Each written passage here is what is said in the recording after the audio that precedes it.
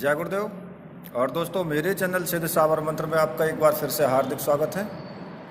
और देखिए, आज मैं आपके सामने जो साधना लेकर के आया हूँ वो शशि दिव्या अप्सरा की साधना है। और इस साधना के विषय में मैंने पहले भी एक वीडियो डाला है, लेकिन अब जो मैं आपके सामने वीडियो देने जा रहा हूँ वो एक तरह से दूसरे मंत्र के द्वारा एक बहुत ही सरल पद्धति में मैं इसको आपको बताने जा रहा हूँ। तो इसलिए आप वीडियो को बीच में बिल्कुल मत छोड़ना और वीडियो को स्किप मत करके देखना, क्योंकि मैं जो आपको साधना आज मैं आपको बता रहा हूँ, ये साधना जब तक आप पूरा वीडियो नहीं देखोगे तब तक किसी भी तरीके से आपको पूर्ण रूप से जानकारी नहीं मिल पाएगी। अब बात आती है कि पूर्ण रूप से जानकारी हमें कैसे मिल पाए। तो देखिए, वीडियो को पूरी देखोगे, एक एक शब्द को ध्यान से सुनोगे तो फिर पूरी जानकारी आपको मिल जाएगी, मुझसे पूछने की आवश्यकता भी नहीं पड़ेगी। ठीक है, तो अब मैं इस साधना को आपको बताने जा रहा हूँ। देखिए, आपको सबसे पहले आपको क्या करना है। सबसे पहले आपको केवल इसमें आपको 4 सामग्रियों की आवश्यकता होगी। शशि दिव्या अप्सरा का यंत्र और अप्सरा माला, रक्षा माला और सम्मोहन गुटिका। सम्मोहन गुटिका का क्या मतलब होता है कि आप किसी भी अप्सरा की जब साधना करते हैं और सम्मोहन गुटिका को रखते हैं और उसका पूजन करते हैं तो वो अप्सरा जो होती है वो सम्मोहित होती है। और दूसरा, भैरव के नाम की ये रखी जाती है, तो इसलिए इस गुटिका का विशेष स्थान होता है। और ये जो सामग्री हैं चारों, ये मंत्र सिद्ध और प्राण प्रतिष्ठा युक्त होनी चाहिए। अगर ये सामग्री मंत्र सिद्ध प्राण प्रतिष्ठा युक्त आपको कहीं पर नहीं मिलती है तो फिर आप मुझे व्हाट्सअप कर सकते हैं। व्हाट्सअप नंबर मैंने अपना वीडियो में भी दिया है और डिस्क्रिप्शन में भी लिखा है। कई लोग मुझसे कमेंट में पूछते रहते हैं कि इस सामग्री की क्या कीमत है या ये हम कैसे प्राप्त कर सकते हैं। भाई, वो वीडियो पूर्ण रूप से देखते नहीं हैं। दरअसल में जब अगर वो वीडियो देखेंगे तो उन्हें कमेंट में पूछने की आवश्यकता ही नहीं पड़ेगी, क्योंकि मैंने वीडियो में बताया भी है और अपना फ़ोन नंबर जो व्हाट्सअप नंबर है वो भी दिया है। तो आप उस पर मैसेज कर सकते हो, पूछने की आवश्यकता ही नहीं है उसमें। लेकिन फिर भी पता नहीं लोगों का किस तरह का माइंड है, मैं तो खुद हैरान हूँ।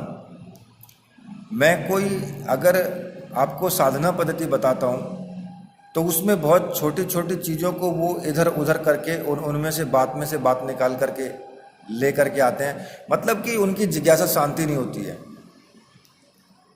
अब जब मैंने वीडियो में पूरी विधि मैंने आपको बता दी तो भाई उसी विधि से करो ना, उसमें मीन में क्यों निकालते हो। देखिए, एक बात के 3 अर्थ होते हैं, रास्ते 3 तरफ जाते हैं चौराहे से, ठीक है ना। तो अब आपको जो मैंने रास्ता बताया उस पर चलिए ना, दूसरे की क्यों पूछ रहे हो। पता नहीं दूसरा किस तरफ जाता है और आप दूसरे पे चल करके मुझसे ये पूछ रहे हो कि ये रास्ता किधर जाता है। भाई, जिसको मैंने बता दिया उसको चलो बस, ठीक है।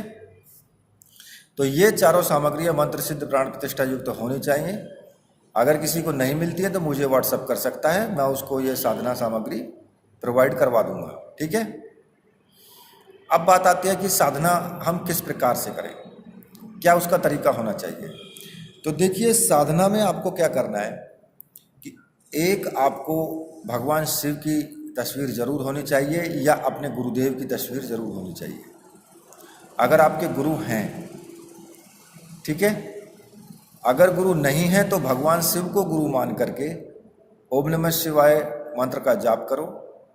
और ये आप सुबह के टाइम भी कर सकते हो। साधना के टाइम तो करना ही करना है, लेकिन सुबह के टाइम भी आपको कम से कम 11 माला का जाप ओम नमः शिवाय का जरूर करना है। अगर आपने भगवान शिव को गुरु माना है तब भी, अगर आपके गुरु हैं और गुरु मंत्र भी है आपके पास तब भी आपको ओम नमः शिवाय मंत्र का आपको जाप जरूर करना है। क्योंकि भगवान शिव के अंडर में ही ये सारी शक्तियाँ आती हैं। और भगवान शिव से आप प्रार्थना करेंगे इन शक्तियों को प्रत्यक्षीकरण करने के लिए, तो ये शक्तियाँ तभी प्रत्यक्षीकरण में आती हैं। अब बात आती है कि दूसरी तस्वीर किसकी होनी चाहिए और किसका पूजन होना चाहिए। अगर आपके पास में गणेश जी की तस्वीर तो जरूरी है, कुबेर, इंद्र भगवान और भैरव जी, इनकी तस्वीर अगर नहीं भी है तब भी चलेगा, लेकिन भगवान शिव की और गणेश जी की, अपने गुरुदेव की, और अगर अप्सरा का चित्र है तो ठीक है, अगर नहीं है तो तब भी ठीक है। और अगर लेना चाहो चित्र तो आप नेट से किसी भी सुंदर आकृति को निकाल करके उसको अप्सरा मान करके आप रख सकते हैं। ठीक है। तो अब आपको करना क्या है, एक चौकी लेनी है आपको और उस चौकी पर पीले रंग का आपको वस्त्र बिछाना है। ठीक है, पीले रंग का, और पीला आपका आसन होना चाहिए। कपड़े आप कैसे भी पहन सकते हो, कपड़े वो होने चाहिए कि आप पर अच्छे लगे।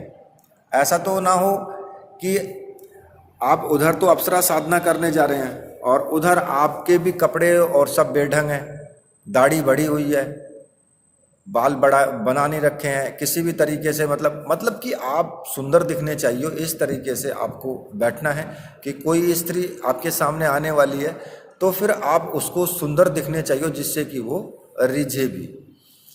अब जब आप चौकी पर वस्त्र बिछा लेंगे, अपना आसन पीला कर लेंगे, ठीक है, और आपको उत्तर दिशा या फिर पूर्व दिशा की तरफ मुख करके आपको बैठना है।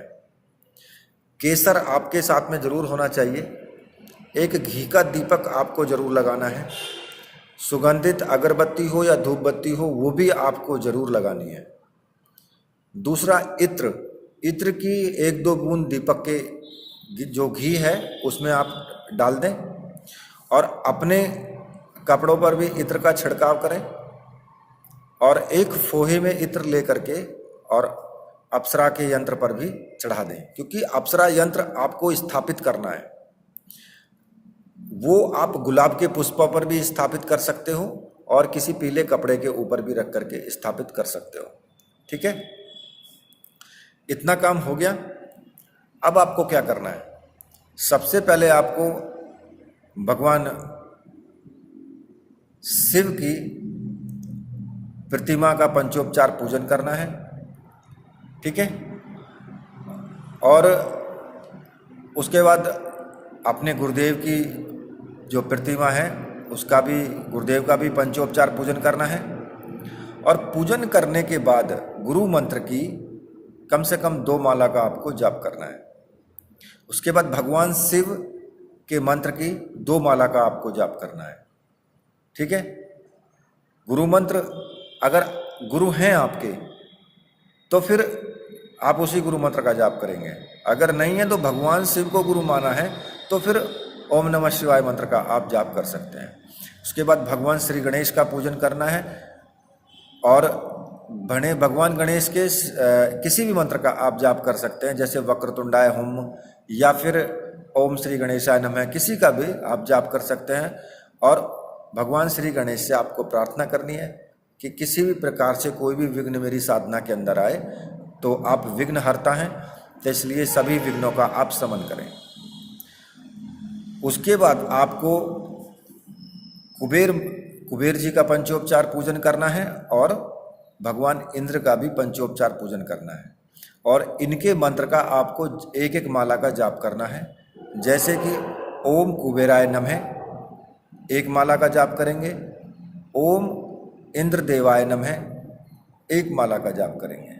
ठीक है, और इनसे प्रार्थना करनी है कि जो भी जिस अप्सरा की मैं साधना कर रहा हूँ, मतलब कि शशि दिव्या अप्सरा की साधना जो आप कर रहे हैं, तो उसमें आप इनसे प्रार्थना करेंगे कि आप उनको आज्ञा दीजिए कि वो